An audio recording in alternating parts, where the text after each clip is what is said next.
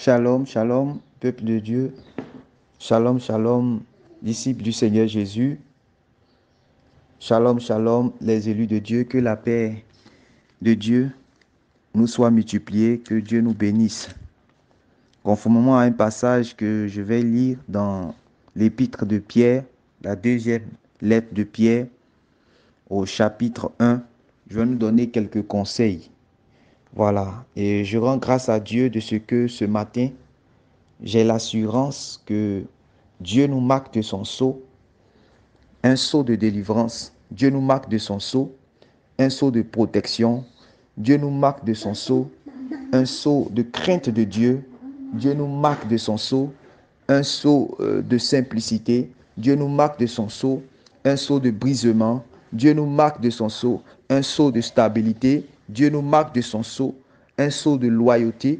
Dieu nous marque de son sceau, un sceau d'honnêteté. Dieu nous marque de son sceau, un sceau d'intégrité. Dieu nous marque de son sceau, un sceau de persévérance. Dieu nous marque de son sceau, un sceau de souffrance pour Christ, pour la cause de Christ.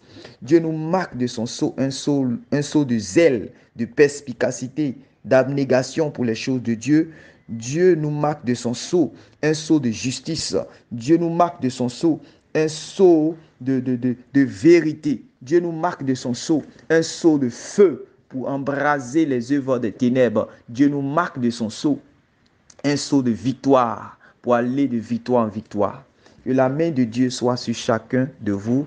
Que la grâce de Dieu nous accompagne. Que la grâce et le bonheur soient avec nous partout où nous allons aller. Que ceux qui vont traverser même l'ombre de la vallée de la mort, que l'ange de Dieu soit avec chacun de vous. Que un seul de vos cheveux ne manque point à votre tête, quelle que soit toute calamité, quel que soit tout malheur, quel que soit tout danger, quelle que soit toute attaque qui adviendra. Ce matin, j'ai une exhortation à partager à l'église de Dieu. Ce matin, j'ai un encouragement, j'ai quelques conseils, oui, à partager à l'église de Dieu, qui sont mes frères et sœurs. Que Dieu vous bénisse, que son esprit soit avec nous, que son esprit nous soit pleinement accordé, que nous soyons ravivés de sa flamme, de son zèle, que nous ne manquions point de son assistance, que son bras soit tout le temps étendu sur nous, afin que, oui, nos voix aussi soient droites, afin que nos paroles soient justes, afin que nos pensées soient saines, afin que nos actions puissent glorifier son nom, afin que nous soyons éloignés de tout danger, protégés contre tout malheur, délivrés de toutes sortes de tentations et guéris de toutes sortes de maladies. Si le bras de l'Éternel est étendu sur nous, nous serons dans la victoire. Si le bras de l'Éternel est étendu sur nous, nous serons dans la quiétude et dans la paix. Si le bras de l'Éternel est étendu sur nous, nous serons dans la sérénité et dans la stabilité. Si le bras de l'Éternel est étendu sur nous, oui, nous serons délivrés. Nous serons délivrés de tout malheur. Nous serons délivrés de toute attaque de l'ennemi. De toutes les flèches enflammées de l'ennemi, nous en serons délivrés. Ce matin, j'ai l'assurance et la foi que le Seigneur n'est pas loin de nous. Nous invoquons le véritable Dieu. Il n'est pas comme ces dieux-là qui s'éloignent lorsqu'on les invoque. Souvenez-vous lorsque, oui, le prophète Élie, il était sur la montagne et il a commencé à invoquer Dieu. Ceux qui l'avaient précédé, ces prophètes de Baal et d'Astaté, pendant qu'ils étaient en train d'invoquer leur Dieu ne répondait pas parce que ce sont des dieux lointains. Notre Dieu est un Dieu proche. Vous voyez que le prophète Élie même s'est moqué d'eux. Il a dit, continue encore, continue encore, continue encore. Peut-être qu'ils sont en train de dormir, peut-être qu'ils sont allés dans leur fête, continue encore. Vous voyez? Et notre Dieu est un Dieu qui est proche. Lorsque Élie va se mettre à restaurer l'autel et qu'il va commencer à invoquer Dieu par la prière. La parole dit qu'il n'avait même pas encore fini d'achever la prière que Dieu avait répondu par le feu. Et je crois, et j'ai la ferme assurance ce matin, que quiconque invoquera le nom du Seigneur sera sauvé. Quiconque invoquera le nom du Seigneur sera sauvé. Dans quelques domaines où vous allez invoquer le nom du Seigneur, vous serez délivrés, vous serez sauvés, vous serez épargnés, vous serez gardés, vous serez protégés au nom de Jésus-Christ. Je vais passer maintenant à l'exhortation afin de nous amener à nous conduire saintement dans cette vie, afin de marcher honnêtement dans la vérité, dans la sainteté, dans la crainte de Dieu, jusqu'à ce que notre Seigneur Jésus, le Prince de paix, arrive pour nous faire entrer dans son royaume. Que Dieu vous bénisse. Et à partir de cette lecture que je vais faire, à partir de cette lecture que je vais faire, je vais nous donner quelques conseils afin de pouvoir bien mener, notre vie dans notre séjour terrestre, oui, dans notre attente du Seigneur Jésus. Que Dieu vous bénisse, que Dieu vous bénisse. Et c'est dans la deuxième lettre de Pierre, épître de Pierre, le chapitre 1. 2 Pierre chapitre 1 à partir du verset 4. 2 Pierre chapitre 1 à partir du verset 4. Je suis dans la version de Semeur. Il a dit ceci: ainsi, nous bénéficions des dons infiniment précieux que Dieu nous avait promis. Il a voulu, par ces dons, vous rendre conforme au caractère de Dieu. Alléluia. Ainsi, nous bénéficions des dons infiniment précieux que Dieu nous avait promis. Ok? Il a voulu, par ces dons, vous rendre. Donc c'est ça, c'est la volonté de Dieu. Il a voulu, par ces dons, vous rendre conforme au caractère de Dieu. Alléluia. C'est pour cela, chaque fois, j'insiste sur le caractère dans mes prédications. J'insiste sur la vertu. J'insiste sur le comportement. J'insiste sur la moralité. J'insiste sur les œuvres. J'insiste sur la conduite. J'insiste sur la marche. J'insiste sur les actions. Parce qu'en réalité, Dieu nous a accordé ces dons afin de nous rendre capables de vivre comme Christ a vécu. La Bible dit que les chrétiens sont des imitateurs de Dieu, selon Éphésiens chapitre 5. Donc, nous imitons le comportement de Dieu. Et ce comportement de Dieu, c'est Jésus-Christ le juste qui est venu vivre cela sur la terre. Vous comprenez? Et donc, quand nous imitons Dieu, quand nous imitons le Christ, alors nous imitons Dieu. Vous comprenez? C'est pour cela qu'on nous appelle les disciples, on nous appelle chrétiens, c'est-à-dire des gens qui suivent Christ, c'est-à-dire des suiveurs de Christ, c'est-à-dire des imitateurs de Christ. Et quand nous imitons Christ, nous devenons un avec Christ. Et comme Christ est un avec Dieu, nous devenons un avec Dieu. Vous comprenez? Et donc, quand nous imitons le caractère de Dieu, alors Dieu est glorifié et Satan est vaincu. Vous comprenez? Donc Dieu nous a oint, il nous a donné tout ce qui consiste à la nature divine. Vous comprenez? Selon ce passage, ainsi nous bénéficions des dons infiniment précieux que Dieu nous avait promis. Il a voulu par ces dons. Donc voilà la volonté recherchée.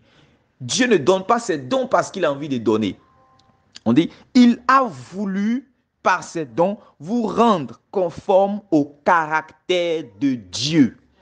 Bien-aimés, ne jouons pas avec le caractère. Ça compte pour Dieu. Ne jouons pas avec le caractère. Ça compte pour notre salut. Vous allez comprendre ce que l'apôtre Pierre va dire.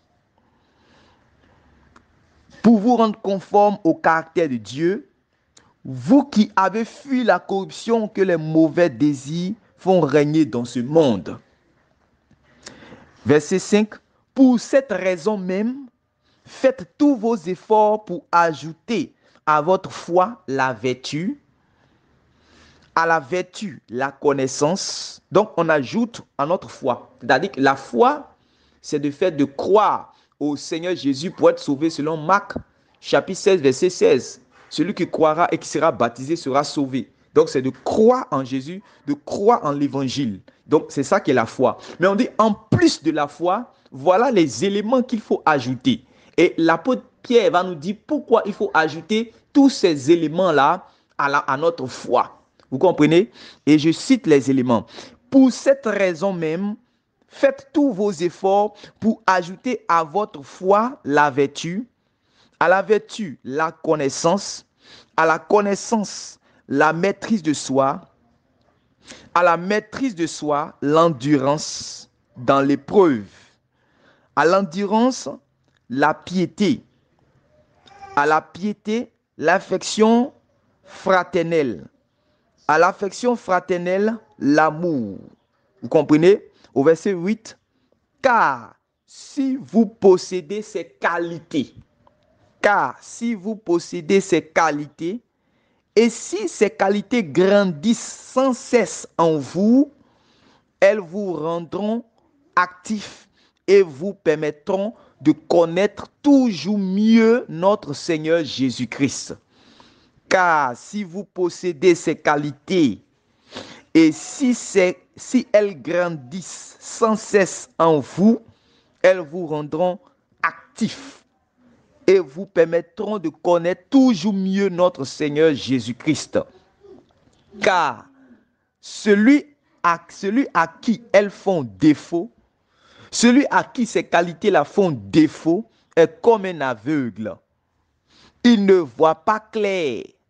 Il a oublié qu'il a été purifié de ses péchés d'autrefois. C'est pourquoi, le verset 10, c'est pourquoi, frères et sœurs, puisque Dieu vous a appelés et choisis, faites d'autant plus d'efforts pour confirmer cet appel et ce choix. Je répète, c'est pourquoi, frères et sœurs, puisque Dieu vous a appelés et choisis, faites d'autant plus d'efforts pour confirmer cet appel et ce choix. Car si vous agissez ainsi, vous ne tomberez jamais. Car si vous agissez ainsi, vous ne tomberez jamais. Ainsi, vous seront grandes ouvertes les portes du royaume éternel de notre Seigneur et Sauveur Jésus-Christ. Donc on dit, c'est en agissant ainsi. C'est-à-dire qu'en manifestant toutes ces qualités-là qu'on a ajoutées à notre foi, que les portes du royaume éternel de notre Seigneur Jésus-Christ nous seront ouvertes largement. Vous comprenez? Donc, c'est à partir de ce conseil-là que je vais donner aussi, à partir du moins de cette écriture, qui était aussi au temps de Pierre, un conseil de Pierre pour les apôtres, que aussi je vais nous donner certains conseils qui vont nous permettre, oui, d'être des véritables disciples accomplis. N'oublions pas la parole du Seigneur qui a dit, tout disciple accompli sera comme son maître. Vous comprenez? Et la dernière fois, j'avais mis un peu cette portion de conseils que je voulais nous donner. J'ai mis cela sur le groupe. Vous comprenez? Et c'est la même chose que je vais citer.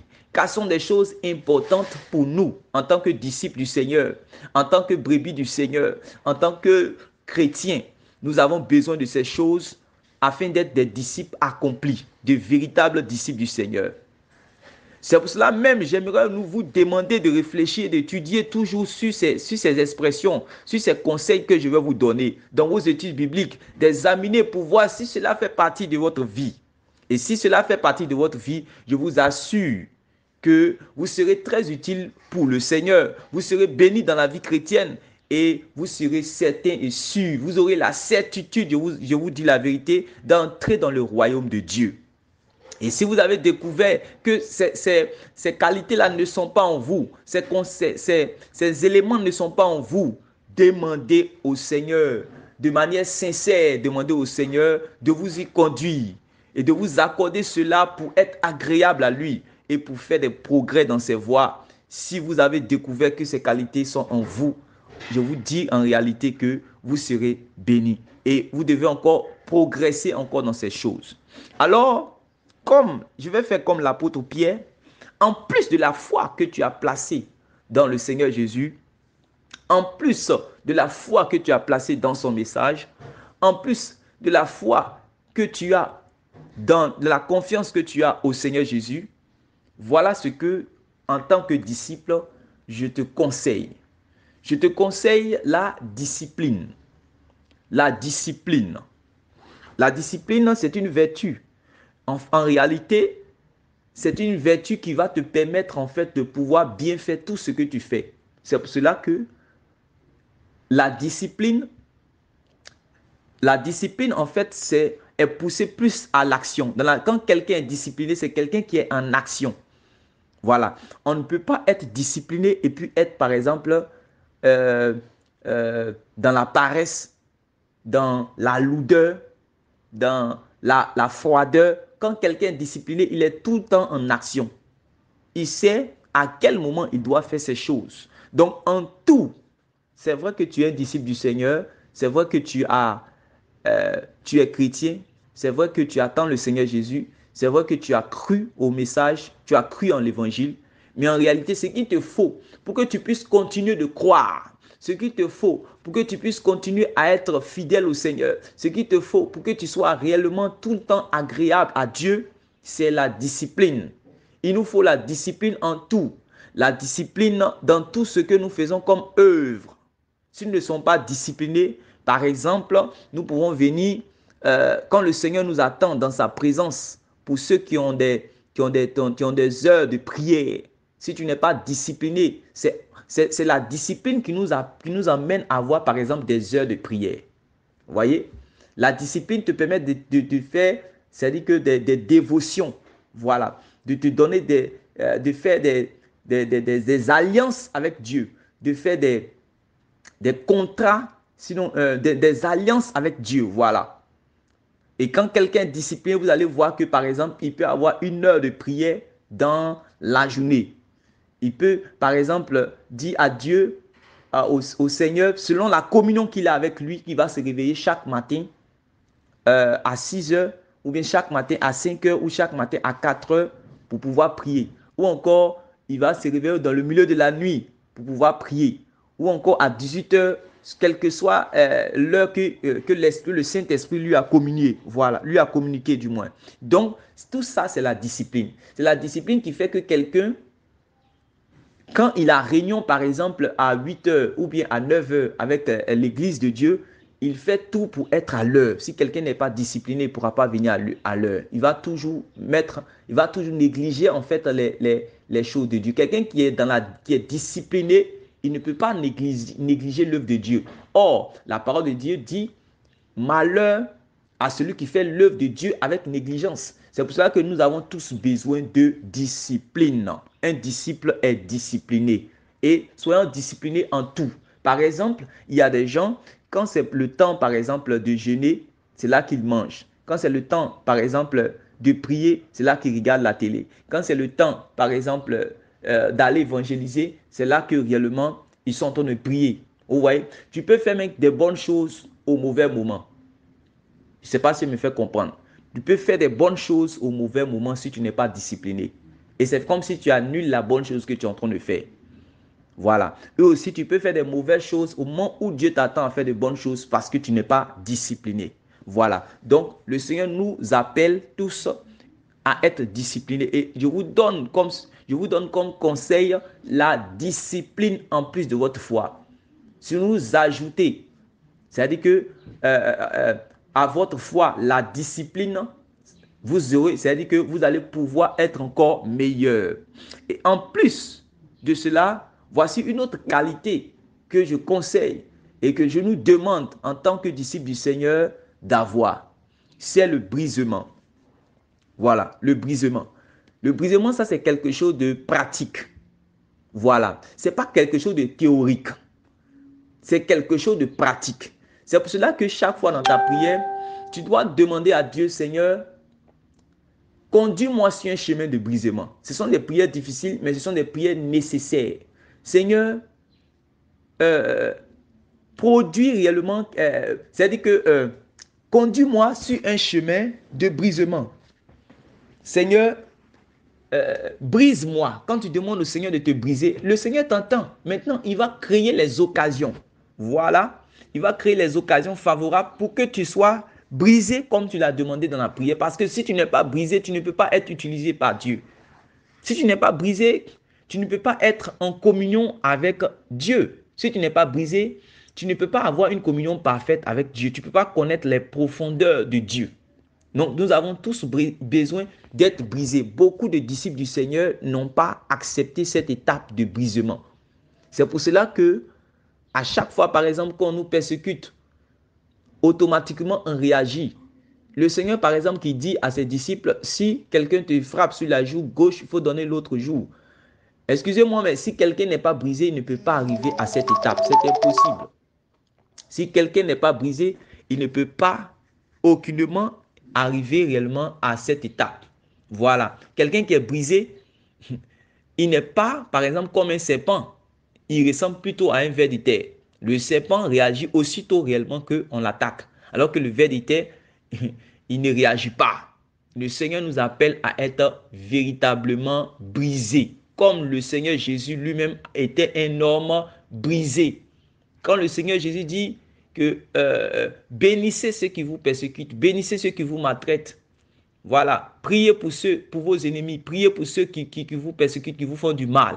Si quelqu'un n'est pas brisé, il ne peut pas obéir à ce commandement. Voilà pourquoi chaque fois qu'on va te faire du mal, tu vas toujours réagir. Tu vas toujours réagir. Tu seras toujours aux aguets. Tu seras comme, je ne sais pas, une menthe religieuse qui est toujours aux aguets. Tu seras toujours comme réellement une fauve, réellement qui est un fauve qui est toujours aux aguets.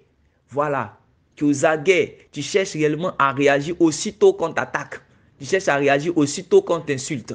C'est que tu n'es pas digne de pouvoir chanter les cantiques qui disent insultez-moi sur la terre, rejetez-moi sur la terre parce que tu n'es pas prêt à accepter qu'on te rejette. Tu ne seras pas prêt à accepter qu'on t'insulte. Tu ne seras pas prêt à accepter qu'on te méprise. Quand je vois beaucoup de personnes qui pleurent, ils disent non, Seigneur, enlève l'esprit de rejet sur moi, enlève l'esprit de mépris sur moi. Comment ils vont enlever l'esprit de rejet et l'esprit de mépris sur toi? Pourtant, tu as appelé sur cette terre à être méprisé et à être rejeté. N'écoutez pas les faux évangiles qui vous font croire qu'en réalité, un enfant de Dieu doit être accepté de tous et par tous. Non. N'écoutez pas ces gens d'évangiles qui nous font croire qu'un enfant de Dieu, parce que réellement, il a cru et qu'il a reçu le Saint-Esprit qui doit être approuvé de tous, accepté par tous et ne doit pas être rejeté. Tu ne peux pas prier contre l'esprit de rejet, mon ami. L'esprit de rejet va venir aussitôt que tu vas recevoir la parole de Dieu. Le Seigneur dit que parce que je leur ai donné ma parole, Jean chapitre 17, le monde les a haïs. Le monde les a rejetés. Donc, en réalité, quand tu vas recevoir la parole de Dieu, là, le monde va te haïr. Les gens qui n'ont pas reçu la parole de Dieu vont te mépriser. Il ne faut pas te dire que j'ai l'esprit de mépris. Les gens me méprisent. Non, ce n'est pas une affaire de l'esprit des gens me méprisent. Si les enfants de Dieu, ceux qui aiment Dieu te méprisent, là c'est un autre cas. Je parle des gens qui n'ont pas la parole de Dieu, qui n'ont pas la lumière de Dieu.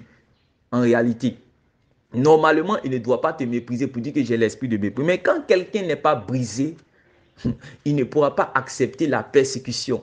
Il ne peut pas accepter les afflictions pour Christ. Dès qu'il y a une persécution qui s'en vient, automatiquement, il va abandonner. Vous voyez, il va cesser de croître, il va cesser de croire, il va cesser de servir Dieu parce qu'il n'est pas suffisamment brisé. Et si tu es déjà brisé, demande à Dieu encore d'être de plus en plus brisé. Voilà. Demande à Dieu encore d'être de plus en plus brisé. Voyez, cette qualité-là, en plus de notre foi, nous en avons besoin. Le brisement. Voilà, le brisement. Dieu utilise toujours les serviteurs et les servantes qui sont brisés. Ceux qui ne sont pas brisés ne pourront pas aller loin avec Dieu. Voyez, voilà. Et comme je le dis et j'insiste, ce n'est pas quelque chose de théorique. C'est quelque chose de pratique. Si Dieu te dit, ma fille, laisse ceci, ce que tu es en train de faire ce matin-là, et va à Bangouanou. Va à un Bengourou. Si tu n'es pas brisé, tu ne peux pas obéir. Donc, le brisement nous aide à être prompt à l'obéissance, à être prompt à obéir à la voix du Saint-Esprit. Voilà. Quelqu'un qui n'est pas brisé, là, il sera comme par exemple Jonas. Dieu lui dit, va à Ninive, mais Jonas dit non, que je vais à Tarsis. On voit un comportement de quelqu'un qui n'était pas brisé. Quelle que soit l'expérience, quelles que soient les expériences qu'il avait eues Dieu auparavant, si Dieu qui est son maître et son Dieu lui dit, Jonas va à Ninive, il ne doit pas donner un ultimatum, il ne doit pas dire à Dieu, voici c'est ceci, c'est cela, il doit partir parce que nous devons à Dieu l'obéissance. Mais quand quelqu'un n'est pas suffisamment brisé, il ne va pas obéir à Dieu. Non seulement il ne va pas obéir, mais il ne va pas obéir avec promptitude. Voilà. Donc, que Dieu t'accorde le brisement. Voilà. En plus du brisement, il faut que Dieu nous accorde d'être stable, d'avoir la stabilité. Il y a beaucoup de personnes qui ne sont pas stables. C'est-à-dire que, quand je parle de stabilité, c'est-à-dire, ils n'ont pas la maîtrise de soi. 2, ils ne sont pas sereins. 3, ils sont manipulables. C'est-à-dire que c'est des gens à qui on peut venir dire une chose. Demain, quelqu'un d'autre va venir leur dire une autre chose et automatiquement, ils sont ébranlés. Vous voyez? C'est des gens qui ont un esprit faible. Quelqu'un qui n'est pas stable, il a un esprit qui est faible. Et quand son esprit est faible, on peut manipuler son esprit à n'importe quel moment. Vous voyez? C'est comme les jeunes filles qui atteignent la fleur de l'âge quand elles sont adolescentes. Dès que quelqu'un vient lui dire, ah, tes yeux là sont jolis, automatiquement, elle est ébranlée. Dès que quelqu'un vient lui dire que, ah, ta démarche là, en tout cas, c'est une démarche, c'est une bonne démarche. Tu as une forme de guitare. Dès qu'on commence à lui dire cela, ça commence à l'impacter. Ça commence à l'influencer. Donc, quelqu'un qui n'est pas stable, il est influençable. Vous voyez, il est manipulable. Et aujourd'hui, on voit des chrétiens qui sont influencés. Dès qu'ils entendent une nouvelle doctrine qui est prêchée, dès qu'ils voient une nouvelle église qui arrive quelque part, dès qu'ils voient un nouveau mouvement qui est né, automatiquement, ils sautent là-dessus. Dès qu'ils voient sur les réseaux sociaux, voient un nouveau buzz, comme on le dit, automatiquement, il est prompt à aller partager. Dès qu'ils voient qu'on dit que oui, il y a une nouvelle information qui est arrivée, on dit à tel pasteur qui a fait cela, on dit à telle église qui fait cela, automatiquement, ils partagent quoi? Ils partagent tout sur les réseaux sociaux. Ce sont les chrétiens qui ne sont pas stables. Je prie que vous qui m'écoutez, oui, je prie que vous qui êtes les disciples du Seigneur, je prie que vous à qui le Seigneur m'a confié, je prie que vous qui craignez Dieu, je prie que vous qui êtes les disciples du Seigneur, le Seigneur vous accorde la stabilité. La stabilité. La stabilité. C'est l'une des choses que je demande au Seigneur qui vous accorde la stabilité. Si vous n'êtes pas stable, vous allez faire réellement beaucoup de dégâts. Vous allez vous-même combattre votre propre destinée. Vous allez vous retarder vous-même. Voilà. Celui qui n'est pas stable, voilà, il n'a pas la maîtrise de soi. Donc que Dieu accorde la stabilité afin que vous ayez la maîtrise de soi, quel que soit tout. Nous sommes dans ces derniers temps, il y a beaucoup de choses qui arrivent. Il y a beaucoup de choses qui arrivent. Vous voyez, que Dieu vous accorde la stabilité. Celui qui est stable, c'est celui qui est serein. Dans tout ce qui arrive, on dit à nouvelle chose, il est serein. Voilà. On dit à quelque chose qui s'est passé, il est serein. Il n'est pas confus, il est serein. Il peut placer facilement sa confiance en Dieu. Dès qu'on dit qu'ils sont en train de tirer les balles quelque part, dès qu'ils sont, on dit il y a un nouveau buzz qui est arrivé, on dit il y a telle chose qui s'est passée, on dit il y a telle nouvelle, il est serein. Vous voyez, quelqu'un qui est stable, il n'est pas crédule à tout. Tout ce qu'on lui dit, en même temps, il commence à croire. Non. Il se maîtrise, il est calme. Il peut interroger Dieu parce qu'il est stable. Vous voyez, il y a des gens qui ne sont pas stables.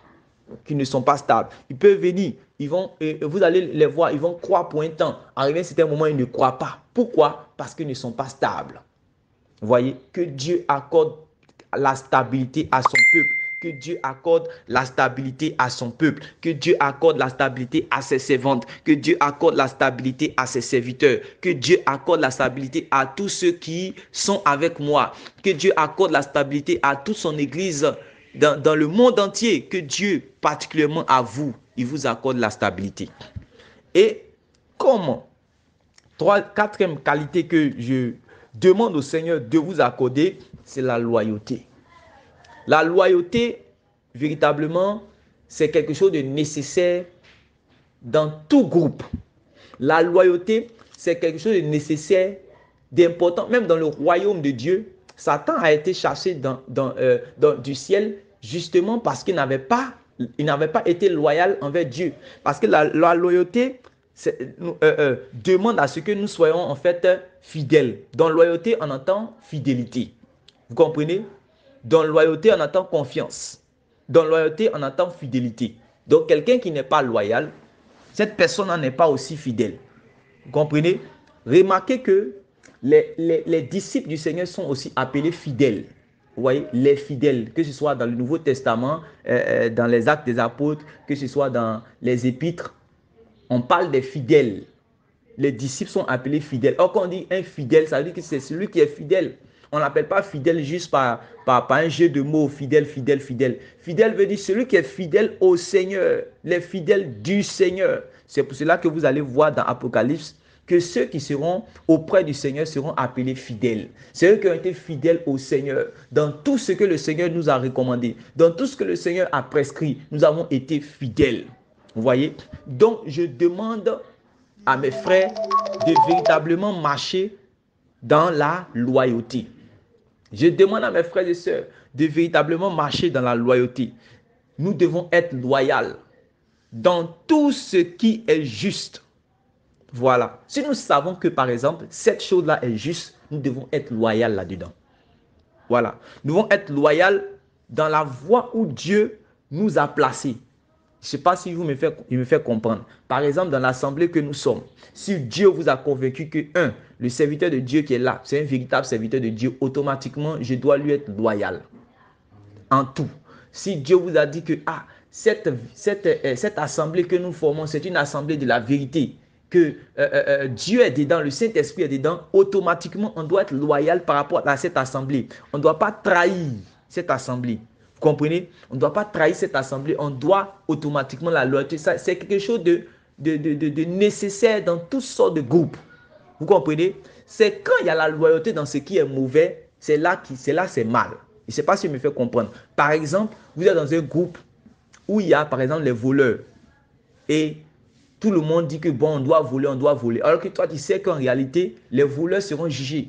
Mais toi, tu es dans un groupe où tout le monde commet le vol, ou bien le patron, ou bien le guide, ou bien le leader commet le vol, et puis on te demande de voler.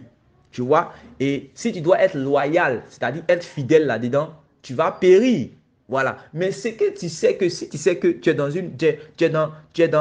dans la justice. Voilà. C'est pourquoi il dit être loyal dans tout ce qui est juste. J'insiste. Pour ne pas que quelqu'un dise que oui, le serviteur de Dieu a dit d'être loyal. C'est-à-dire si moi je prie, mon pasteur c'est un marabout, bien je suis dans un endroit où on invoque les démons, où on fait des fausses prières, où on fait de mauvaises choses, on fait de mauvaises pratiques, je dois être loyal là-bas. Non, ce n'est pas ce que j'ai dit. La loyauté dans tout ce qui est juste. Dans la loyauté, dans la voie où Dieu nous a placés. Si Dieu t'a placé dans une destinée, il te dit que c'est ici que réellement tu vas réussir ta destinée. C'est-à-dire que tu vas accomplir ta mission que Dieu t'a accordée sur la terre. C'est-à-dire que dans cette voie-là, tu dois être loyal. C'est très important. Voilà, c'est très important. Regardez à qui le Seigneur va confier les autres disciples.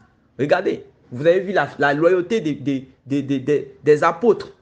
Les apôtres étaient là depuis le commencement jusqu'à... C'est-à-dire que c'est parce qu'il avait été écrit que le Seigneur serait seul le jour de sa croix qu'ils ont, comme on appelle ça, mais ils n'ont pas été avec lui.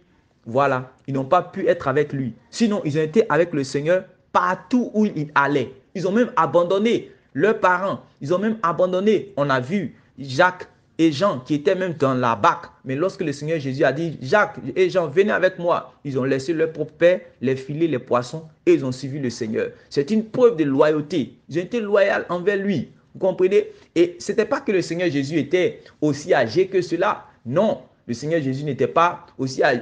Il n'avait que environ 33 ans. Mais il y avait des disciples qui étaient plus âgés que lui. Vous voyez? Mais ces disciples-là, qui étaient, par exemple, il y avait Simon et il y avait André, son frère, mais ils ont montré la loyauté. Vous voyez? Ils n'ont pas regardé, d'ailleurs, mais ils l'appelaient Rabbi.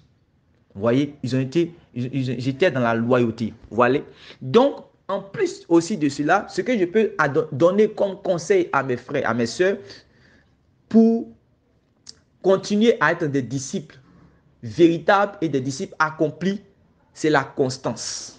En plus de votre foi, comme Pierre a dit, ajoutez, moi aussi je vous dis aussi, d'ajouter en plus de notre foi, nous devons ajouter la constance. Vous allez voir par exemple, le Seigneur Jésus va parler aux églises. Parmi les 7 églises d'Apocalypse, Jésus va dire à l'une des églises qu'il connaît réellement sa constance. C'est quoi la constance? Quand on parle de constance, on parle de persistance. Quand on parle de constance, on parle d'endurance. Quand on parle de constance, on parle de persévérance. Vous voyez, le Seigneur Jésus veut qu'on puisse être constant. Si vous avez remarqué, dans l'une des paraboles, la parabole des 4 types de terre, Jésus va parler d'une terre qui manque de persistance.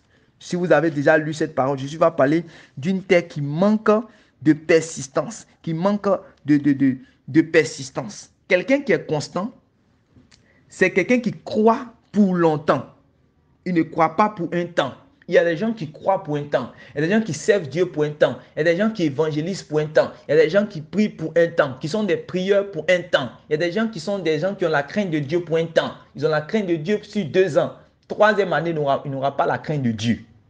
Je me rappelle, une servante de Dieu m'a dit, j'étais avec un serviteur de Dieu et elle nous a dit que, je vais vous dire que nous sommes dans une course. Et dans cette course où nous sommes, nous avons quelqu'un qui est derrière nous et nous le connaissons et nous avons compris tout de suite que c'était le diable. Elle dit, mais dans cette course-là, en réalité, lui, il est au courant que c'est du marathon. Mais ceux qui courent, peut-être ne savent pas que c'est du marathon. Et peut-être eux se disent que c'est du sprint parce qu'il suffit seulement de courir pour arriver. Or, lui, il est au courant que c'est le marathon parce qu'il est au courant de ce que le chemin est long. Or, quand le chemin est long, ça ne peut pas être du sprint. Donc, lui n'est pas pressé. Si tu veux, il faut faire le sprint. Mais en réalité, lui, tout ce qu'il veut, c'est de te rattraper sur le chemin, pour te terrasser sur le chemin. Et nous avons compris tout de suite qu'il s'agissait du diable. Donc, une chose est de courir. Quel que soit l'élan que tu peux avoir, si tu veux courir rapidement, il n'y a pas de problème. Toutefois, en courant rapidement, il faut arriver jusqu'au bout et faire en sorte que le diable ne te terrasse pas sur le chemin. Quelqu'un qui est constant sait cela. Il est conscient de cela. Regardez le Seigneur Jésus. Lui-même, il a dit, quand quelqu'un veut bâtir une tour, il dit, il ne se met pas tout de suite à bâtir la tour.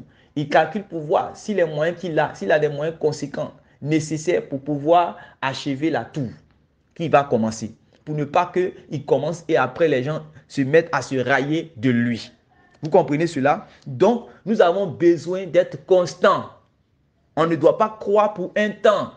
On ne doit pas être fidèle à Dieu pour un temps. On est fidèle à Dieu jusqu'à la mort. Si on est évangéliste, on n'est pas évangéliste pour un temps. Il n'y a pas un temps de retraite où je suis un évangéliste qui est à la retraite. J'ai arrêté d'évangéliser. Si je suis quelqu'un réellement qui a le don d'intercession, n'oublions pas que Jésus va dire à l'église d'Éphèse, tu as abandonné ton premier amour. Pour ne pas que le Seigneur Jésus nous dise cette parole, la seule chose dont nous avons besoin, c'est la constance. Quelqu'un qui est constant, le Seigneur ne pourra jamais lui dire que tu as abandonné ton premier amour. Parce que la constance nous amène à être en train de faire ce que nous sommes en train de faire tous les jours. Je ne sais pas si vous comprenez. Ce que tu fais là, quand tu es constant dedans, c'est-à-dire que tu es dedans juste tous les jours, tu es dedans jusqu'à ta mort. C'est ça on dit la constance. C'est en fait une forme, c'est la persévérance. C'est la persévérance. Actes chapitre 2 disait que les disciples, par exemple, persévéraient dans l'enseignement des apôtres. C'est-à-dire qu'ils étaient tout le temps, ils étaient assidus. Donc, quand on parle de constance, on parle d'être assidu. Vous voyez, être assidu, être persévérant, demeurer dans la chose. Donc, si on parle de constance, ça veut dire être constant dans la vérité, constant dans la justice, constant dans la prière, constant dans la charité, constant dans la générosité, constant dans la libéralité, constant dans le don de ses biens. Souvent aussi, par exemple, quand les gens arrivent par exemple à donner, ils voient que par exemple dans l'assemblée, il est le seul par exemple qui donne beaucoup de ses biens. S'il n'a pas réellement cette qualité de constance, il va arrêter de donner parce que les autres ne donnent plus. Ou bien parce que les autres, comment on appelle ça, me donnent peu. Lui, il va arrêter de donner beaucoup parce qu'il n'est pas constant. Quelqu'un qui a la qualité de constance, il doit faire ce qu'il est en train de faire tous les jours jusqu'à la fin. Il ne doit pas arrêter. C'est ça, on dit quelqu'un qui est constant. En fait, c'est une persévérance. Et c'est la chose en réalité que nous tous, nous avons besoin. Le Seigneur Jésus a dit que celui qui vaincra, je lui donnerai la couronne de vie. Celui qui vaincra, je le ferai entrer dans mon royaume. Il va s'asseoir là où j'ai vaincu, je me suis assis. Mais la seule chose qui peut nous emmener à vaincre, c'est la constance. La constance. Voilà, c'est comme si l'entraîneur dit, celui qui sera constant jusqu'à la fin, c'est lui-là qui aura la victoire. Parce que la constance, c'est la persévérance, et la persévérance, c'est la constance. En tout ce qui est juste, en tout ce qui est saint, en tout ce qui est vertueux, en tout ce qui mérite l'approbation de Dieu, je nous demande et ma prière et le vœu de mon cœur, c'est que nous soyons constants. En plus de notre foi, voilà la qualité dont nous avons nécessairement, obligatoirement besoin. Et je vais ajouter encore une autre chose. Comme Pierre, en plus de notre foi, nous avons besoin de simplicité. Ce monde n'est pas simple. Ce monde est ancré dans la séduction.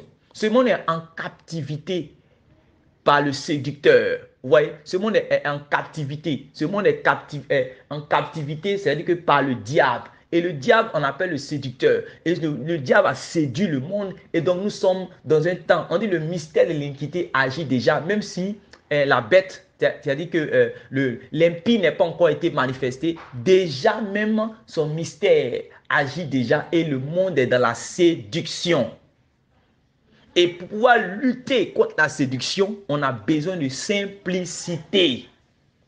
Quelqu'un qui n'a pas la qualité de simplicité va être automatiquement arrêté par les pièges de la séduction. Ça, c'est sûr à 100%. À 100%, c'est sûr. Tous les serviteurs de Dieu et toutes les servantes de Dieu doivent obligatoirement avoir, en plus de leur foi au Seigneur Jésus, doivent avoir la simplicité en tout. Simplicité en tout. Simplicité quand tu manges, simplicité quand tu dors, simplicité quand tu te réveilles, simplicité quand tu marches, simplicité quand tu parles, simplicité en tout. Simplicité en tout. Quand on parle de simplicité, on parle par exemple de modestie. Ne pas toujours aspirer à forcément ce qui est élevé. Quand quelqu'un est simple, par exemple, s'il a un téléphone, j'aime l'exemple de mon frère Sidibé, par exemple. Par exemple, tu as un téléphone A20. On dit A51 est sorti du pont A51. On dit A71 est sorti du pont A71. On dit A100 est sorti du pont A100. On dit A200 est sorti du pont A200. Maintenant, on dit que on est quitté dans les galaxies. Maintenant, on dit on est dans les choses maintenant. Huawei, tu t'en vas aussi, tu t'en vas pour Huawei. Tu veux aspirer à tout ce qui est élevé, à tout ce qui est valeureux, à tout ce qui est coûteux. Tu n'es pas simple. Voilà. On dit qu'il y a la dernière robe qui est sortie. Quand tu portes ça, on te voit à 1 km. Tu veux forcément porter. Et nous avons vu que les apôtres ont proscrit cela. C'est-à-dire qu'ils ont censuré cela dans l'église. Si vous lisez dans 1 Pierre chapitre 3, l'apôtre Pierre va parler des vêtements somptueux, des vêtements qui attirent les regards. Quelqu'un qui est simple ne peut pas porter les vêtements qui attirent forcément les regards. C'est pour cela même quand on veut porter les habits, on ne s'habille plus comme avant. Avant qu'on s'habille, on dit que attends, je vais porter par exemple ce Lacoste là. Comme ça, quand ils vont voir que j'ai porté Lacoste, ils vont me respecter. Tu n'es pas simple. Attends, je vais réellement faire cette coiffure là. Si j'ai fait la coiffure de 2 tons de Cristiano Ronaldo comme ça, quand ils vont bien regarder, en ce moment les jeunes filles là, au moins s'il y a une jeune fille qui me regardait, quand je vais passer, c'est maintenant 7 jeunes filles qui vont me regarder. Tu n'es pas simple. Automatiquement, la séduction va t'avoir. En fait, l'antidote de la séduction, c'est la simplicité. La séduction a peur de ce qui est simple. Regardez, la femme Jézabel qui était au temps des rois, avec le roi Akab, est-ce qu'elle était simple? Si elle était simple, on ne peut pas être simple et puis en même temps séducteur. C'est impossible. Mais c'est quand quelqu'un est extravagant, quand quelqu'un ne connaît pas la simplicité, c'est en ce moment que la personne va pouvoir automatiquement être séduite et séduite.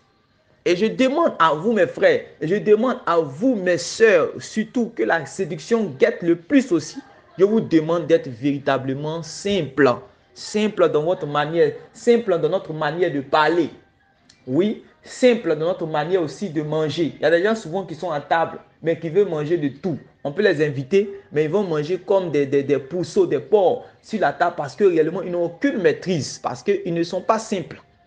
Voilà. Quand il est sur la table, s'il a vu que il est en train de manger, par exemple, même souvent, il mange sans compassion. Il peut manger, par exemple, avec un manchot. Mais s'il mange avec un manchot, il est plus rapide que le manchot. Il va finir tous les mets qui sont là, tous les mets, tout ce qui est délicat là rapidement. Parce qu'il n'est pas simple. Vous comprenez? Et on manque la simplicité. On a besoin de simplicité en tout. Vous voyez? La simplicité en tout. C'est la simplicité qui nous appelle à être modeste. Quand on parle de modestie, c'est-à-dire que ne pas forcément aspirer à ce qui est élevé. Vous voyez, dans la simplicité, on a la piété, la pudeur. Aujourd'hui, nos sœurs ne s'habillent plus sans pudeur.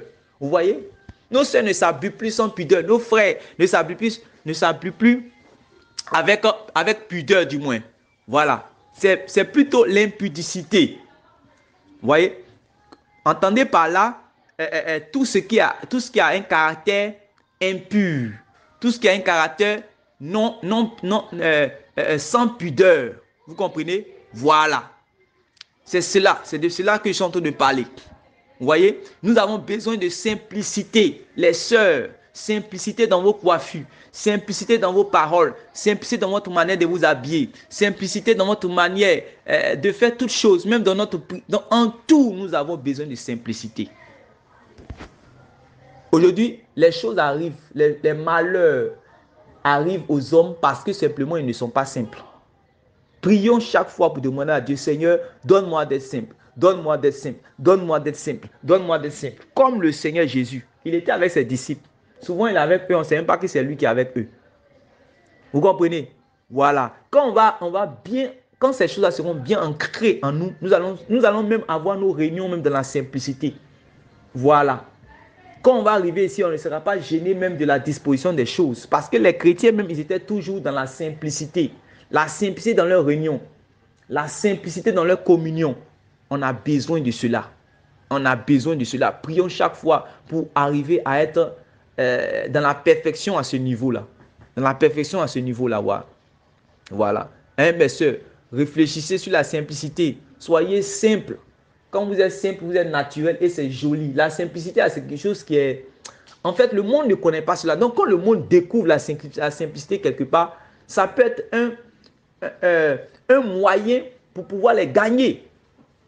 Peut-être qu'ils sont habitués à voir des choses. Regardez même les Blancs. Je prends un exemple naturel pour vous expliquer les choses. Regardez, ils ont tellement vu le développement, les avions qui passent de part et d'autre, tout et tout. Vous voyez que très souvent, ils ont tellement vu ces choses qu'ils veulent retourner en Afrique souvent. Ils vont venir voir les choses qui sont simples, la nature, les gens qui sont là. Donc, vous les voyez, ils sont là. Ils aiment la simplicité des Africains. Vous comprenez? Voilà. Donc, nous, en tant que chrétiens, on doit aspirer à la simplicité. On va s'attirer moins de problèmes. Mais si on n'est pas simple, on va s'attirer beaucoup de problèmes. Donc, en plus de notre foi, je termine, n'oublions pas la simplicité. Septième point que je veux nous donner comme conseil, qui est très important pour chacun de nous. Pour chacun de nous, c'est la faveur. La faveur. Voilà. La faveur, en réalité, va nous aider dans des temps de détresse, dans des temps de lourdeur, dans des temps d'apostasie. Nous sommes actuellement dans l'ère de l'apostasie, un peu, mais bientôt ça va encore s'accroître. Et nous avons besoin de faveur dans les choses de Dieu. Et les gens, si c'est pour autre chose, ils sont beaucoup en joie. Ils sont beaucoup, comment on appelle ça, ils sont beaucoup fougueux. Vous voyez, ils sont beaucoup zélés. Vous voyez, mais quand c'est pour les choses de Dieu, il manque de faveur. Quand tu parles de la part de Dieu, tu dois parler avec faveur, avec zèle. Quand tu donnes un témoignage, les sœurs, les frères, quand vous parlez de la part de ce que Dieu a fait dans votre vie, il faut le faire avec faveur. Si vous lisez par exemple dans 1 Pierre, vous allez voir que l'apôtre Pierre demande à celui qui parle, qu'il parle comme annonçant les oracles de Dieu. Vous voyez? Et nous devons faire la chose avec faveur. Nous manquons de faveur. Souvent quand nous prions avec faveur, ça aide dans la communion fraternelle. Ça aide le frère qui est faible à devenir fort. Vous voyez, ça console, ça fortifie les autres. Vous voyez, nous avons un Dieu qui est un Dieu de feu, un Dieu de flamme, un Dieu de puissance, un Dieu d'autorité, un Dieu puissant, un Dieu capable, un Dieu courageux, un Dieu qui n'a pas peur. Vous voyez, et nous ne devons pas aussi être des faiblards. Nous ne devons pas être des nonchalants. Non, nous avons besoin de faveur. Vous voyez, si tu vois que tu es faible, va trouver un frère, va trouver une soeur, va trouver le pasteur, vous allez vous mettre ensemble, pour que tu puisses trouver la faveur, ou bien va dans la présence de Dieu, prie jusqu'à ce que une boule de feu de Dieu descende dans ton cœur pour que réellement tu sois vivant, pour que tu sois fervent. Vous voyez, il dit, le Seigneur même a dit, et puis les apôtres aussi ont dit, il dit, soyez fervents, servez le Seigneur. Vous avez déjà lu cette parole?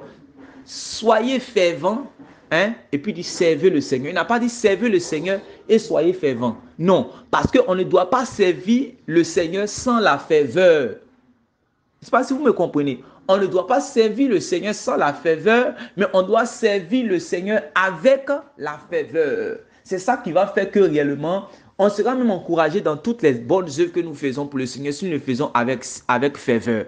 La ferveur, c'est le zèle. La parole de Dieu dit dans Tite, chapitre 2, que nous sommes l'Église est un peuple de Dieu zélé pour les bonnes œuvres.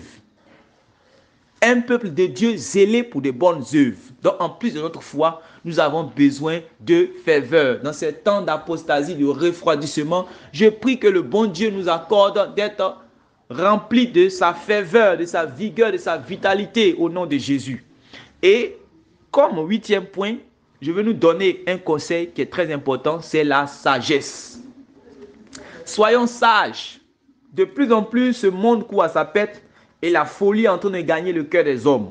Mais nous avons, en tant que peuple de Dieu, Église du Seigneur Jésus, nous avons besoin d'être sages. Je vous en supplie.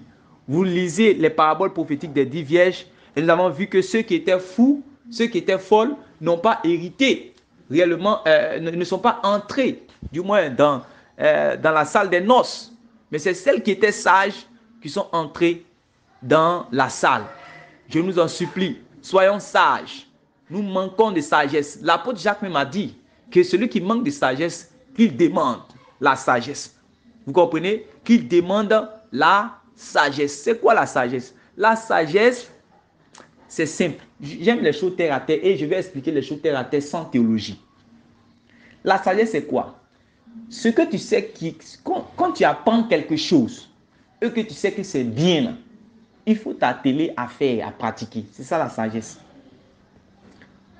Je ne sais pas si vous comprenez. La sagesse, ce que tu sais que c'est juste, c'est bien, il faut pratiquer. C'est ça la sagesse. Jésus avait parlé de cela dans dans la plupart de ses paraboles. Jésus avait montré cette sagesse, par exemple, de ceux qui battent, celui qui va construire ta maison sur le sable et celui qui va construire sa maison sur le roc. Vous comprenez? La sagesse, c'est le discernement aussi. Voilà. Quelqu'un qui est sage, il a le discernement. Quelqu'un qui est sage, il est prudent. Voilà. Il est prudent. Il est prudent, par exemple, dans ses relations avec les hommes. Il est prudent. Il y a des gens qui manquent de prudence. Surtout par rapport aux recommandations que je nous ai données dans cette période où réellement nous sentons un sombre chaos s'abattre sur notre nation. Je vous ai demandé, selon les recommandations que j'ai reçues, je vous ai demandé réellement de marcher avec beaucoup de prudence. Les gens qui parlent dans tout et qui parlent de tout partout, ils ne sont pas sages. Ils mettent leur bouche de partout et c'est pour ça qu'ils s'attirent les problèmes.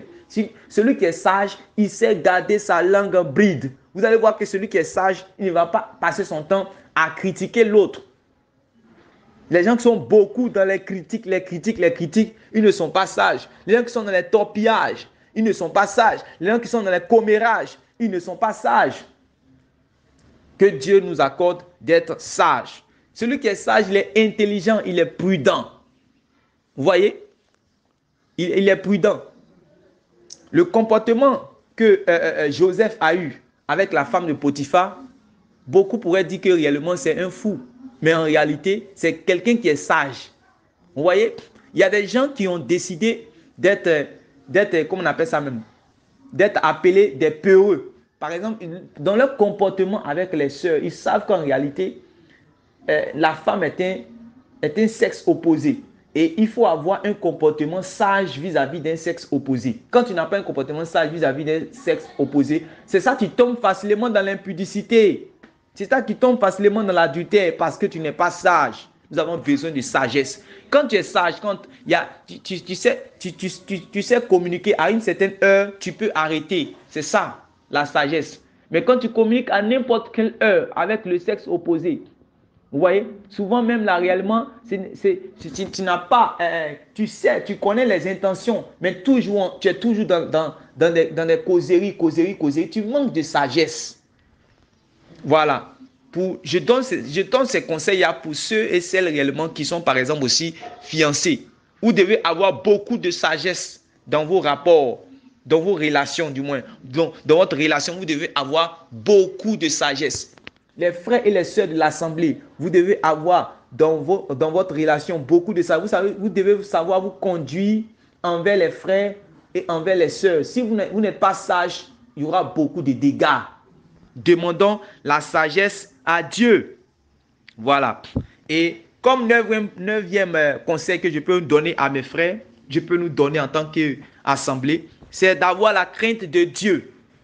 La crainte de Dieu, c'est quoi? C'est de savoir que Dieu te suit partout. La première chose à savoir dans le mot crainte de Dieu, dans l'expression crainte de Dieu, c'est de savoir d'abord que Dieu te suit partout où tu es.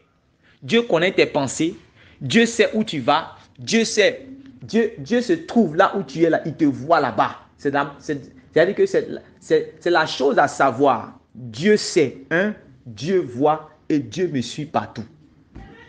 Quelqu'un qui a ça, automatiquement, la crainte de Dieu, il a déjà, en tout cas, il peut aller avec la crainte de Dieu. Ça peut aller. Voilà. La crainte de Dieu, c'est de savoir que Dieu, il sait, il voit, il connaît, il me suit partout. Ses yeux se promènent et me regardent. Donc, je ne peux pas me cacher. Ça fait un. Quand il y a ça, c'est bon. Sinon, la crainte de Dieu, c'est l'amour de la vérité, comme les Écritures nous décrivent. Voilà, l'amour de la vérité. Et puis la haine du mal, la haine de l'injustice. Voilà. Quelqu'un qui a la crainte de Dieu, par exemple, il ne va pas prononcer le nom du Seigneur en vain. Quelqu'un qui a la crainte de Dieu, il ne va pas mépriser son prochain. Quelqu'un qui a la crainte de Dieu, il ne va pas se moquer du pauvre. Quelqu'un qui a la crainte de Dieu, il ne va pas se détourner des gens qui sont dans le besoin. Quelqu'un qui a la crainte de Dieu, il ne va pas bafouer les choses de Dieu. Quelqu'un qui a la crainte de Dieu, il ne va pas se livrer à l'impudicité, à la fornication, à l'adultère. Il ne va pas pécher en réalité. Il ne va pas pécher. La crainte de Dieu, c'est la haine du mal. Vous voyez? C'est la haine du mal. La crainte de Dieu. C'est l'amour de ce qui est juste. C'est ça la crainte de Dieu en fait. Donc, en plus de la foi, si tu n'as pas la crainte de Dieu, ce n'est pas bon. En plus de la foi, tu dois aussi obligatoirement avoir la crainte de Dieu pour que tu puisses entrer facilement au ciel. Sinon, en réalité, il te sera difficile, même en tant que chrétien, d'entrer dans le ciel. Ça, c'est ce que l'apôtre Pierre a dit. Ce n'est pas moi qui j'ai dit. C'est ce que l'apôtre Pierre, apôtre du Seigneur Jésus, envoyé du Seigneur Jésus, qui parlait de la part du Seigneur Jésus, a dit. Donc, l'Église, en plus de la foi, a besoin de la crainte de Dieu. Ce qui fait qu'aujourd'hui, les gens blasphèment le nom de Dieu. Ce qui fait qu'aujourd'hui, l'apostasie est arrivée. Ce qui fait qu'aujourd'hui, le péché est entré. Ce qui fait qu'aujourd'hui, les gens envient une hypocrisie généralisée dans le corps du Christ. C'est parce qu'il n'y a pas la crainte de Dieu. Vous voyez? On a chuté avec notre pied la crainte de Dieu de s'en aller. La crainte de Dieu est dehors. Si la crainte de Dieu est le socle, le fondement de l'Église, l'ennemi ne pourra pas. Les portes du séjour des morts ne prévaudront point. Mais si nous n'avons pas la crainte de Dieu, automatiquement, nous serons la proie des démons. L'ennemi va malmener notre vie. Vous voyez? Et je prie que tous nos foyers, toute notre famille, tous les frères et sœurs soient bâtis dans la crainte de Dieu. Bâtissons la crainte de Dieu. Construisons la crainte de Dieu dans tout ce que nous faisons, dans notre travail, que nous ayons la crainte de Dieu. C'est ça qui va faire que tu ne vas pas voler. Je me rappelle que dernièrement, il y a un collègue là qui a dit, en fait, il est chrétien. Mais il était à côté de moi et je le voyais, il était en train de compter quelque chose. Et pendant qu'il était en train de compter, quand je l'ai regardé, je ne sais pas qu'est-ce qui s'est passé, mais j'ai eu comme l'impression qu'il était convaincu en fait de pécher en fait.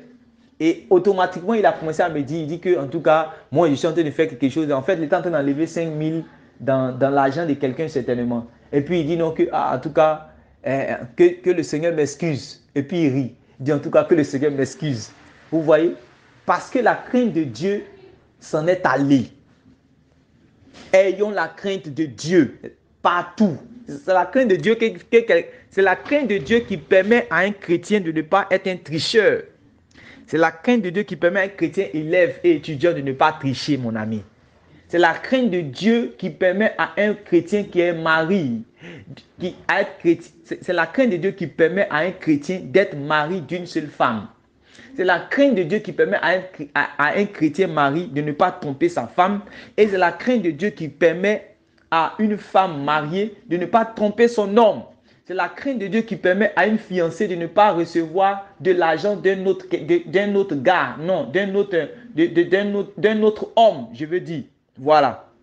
C'est la crainte de Dieu qui fait que réellement, comment on appelle ça, les enfants obéissent à leurs parents. C'est la crainte de Dieu. Comme je l'ai dit tantôt, la crainte de Dieu, c'est l'amour de la vérité, l'amour de la justice, l'amour de ce qui est saint et la haine du mal. La crainte de Dieu fait que réellement, par amour pour Dieu, je ne peux pas me donner à tel mal, je ne peux pas me donner à telle iniquité, je ne peux pas me donner à tel péché. C'est l'amour de Dieu. Vous voyez? Et comme dernier point, je vais nous dire comme dernier point, le dernier point, en plus de notre foi, ce que nous devons ajouter, c'est le respect de l'autorité. Vous voyez? Bon, je pense que les gens peuvent commencer à penser à ce que je parle de l'autorité de Dieu, ou bien l'autorité qui est Dieu. Voilà. Déjà, si j'ai déjà parlé de crainte de Dieu, donc, j'ai déjà parlé de l'autorité qu'on doit à Dieu, ou bien de ce que Dieu est notre autorité. Là, il n'y a pas de problème. Mais dans le point dont je suis en train de parler, je parle du respect de l'autorité. Dieu est un Dieu d'ordre. Même dans le ciel là-bas, tout est hiérarchisé et tout. Dieu a fait les choses. Les anges même ne sont pas les mêmes. Les gens qui vous font croire que les anges sont les mêmes, les anges ne sont pas les mêmes. Quand vous lisez profondément la Bible, vous allez voir qu'il y a des catégories d'anges. Et même dans les cieux, les anges ne sont pas partout. Il y a des anges qui sont dans les cieux mais qui n'ont même pas encore vu la face de Dieu. Parce qu'en réalité, Dieu, il y a des catégories d'anges qui peuvent être dans la présence de Dieu. Il y a des catégories d'anges qui sont encore, certes, c'est vrai qu'ils sont dans le ciel, mais qui ne sont pas réellement dans le palais où Dieu se trouve, dans le nord du septentrion où Dieu se trouve. Voilà, dans le nord du ciel, c'est-à-dire que dans la présence de Dieu, là, où Dieu se trouve, ce n'est pas tous les anges qui ont accès à là-bas. Tout est hiérarchisé, tout est ordonné. Et en réalité, Dieu veut que cette sagesse-là aussi rentre sur la terre et aussi dans son église. Et on a mis cela à côté. Vous voyez, quand je parle d'autorité ici, certes, Dieu est la première autorité, mais je parle de l'autorité, des autres autorités en fait. Par exemple, nos parents. Il faut respecter nos parents. Il y a des gens qui sont chrétiens, se disent, j'ai la foi, mais réellement, ils bafouent réellement l'autorité. C'est-à-dire qu'il ne respecte pas ses parents. Pour les sœurs, si vous vivez avec un homme, qu'un homme n'est pas venu honorer vos parents, alors vous ne respectez pas l'autorité. L'autorité de vos parents, car c'est eux qui vous ont emmené dans ce monde, vous voyez, et qui vous ont mis à l'école, qui vous ont éduqué, qui vous ont nourri. Et quelqu'un d'autre est venu, il est venu, vous a pris, il vous a emmené chez lui, sans même lui demander la permission, sans même faire ce qui est convenable. Vous comprenez? Et dans ce cas-là, vous n'avez pas respecté l'autorité. Ou bien la personne qui est venue vous chercher n'a pas respecté l'autorité. C'est un principe très important. C'est un principe très important. Il faut respecter l'autorité. Il faut respecter l'autorité. C'est le respect de l'autorité qui fait que Lot, ou bien lui, Lot voit les deux hommes qui venaient. Vous pensez que Lot les voyait en ange? Ils n'avaient pas des ailes. Mais quand il les a vus, il a vu que réellement ce sont des hommes de Dieu. Voilà. Donc, on a fini avec les parents qui sont des autorités. Les hommes de Dieu sont des autorités. En réalité. Et c'est ce que beaucoup, en tout cas les nouveaux chrétiens de maintenant sur Facebook veulent désacraliser ou même veulent enlever cela dans l'esprit des chrétiens. Or, c'est très important. C'était un principe qui a existé dans le Nouveau Testament et dans l'Ancien Testament, et c'est un principe qui existe toujours dans le Nouveau Testament. Il faut réellement un respect, il faut la révérence, un respect pour les serviteurs de Dieu, pour les hommes de Dieu.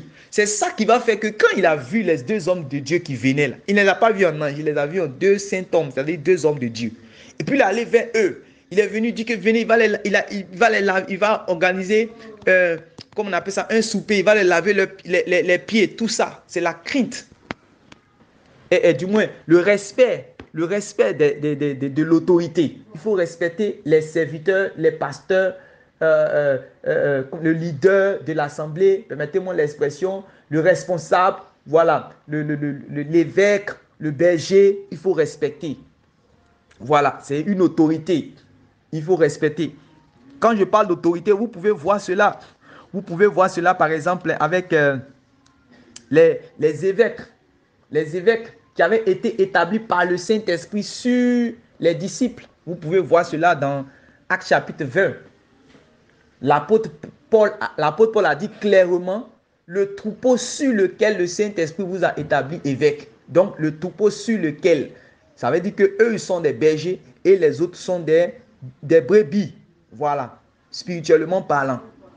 Voilà. Donc, on doit à ces personnes-là le respect parce que ils ont été placés, mandatés par Dieu selon la sagesse de Dieu comme autorité sur nous. Vous voyez? En plus de ces autorités, il y a d'autres aussi autorités. Par exemple, il y a aussi les autorités de nos gouvernements. Vous voyez, dans les épîtres, l'apôtre Paul aussi parle de cela. Il demande à ce qu'on puisse non seulement prier pour eux, mais il faut respecter les autorités. Vous voyez, il y a des lois qui sont données et ça fait que quand on ne respecte pas l'autorité, on pêche contre Dieu.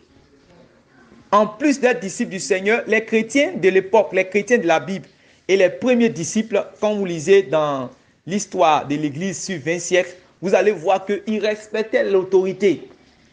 Vous voyez? En tout cas, tant que l'autorité allait donner des lois qui n'allaient pas contre la loi de Dieu, ils respectaient l'autorité. Et nous devons, en tant que disciples du Seigneur, si nous disons que nous attendons le Seigneur Jésus-Christ, nous devons de respecter les autorités. Voilà. Pour eux, on parle des autorités. Alléluia. Donc, que Dieu vous bénisse.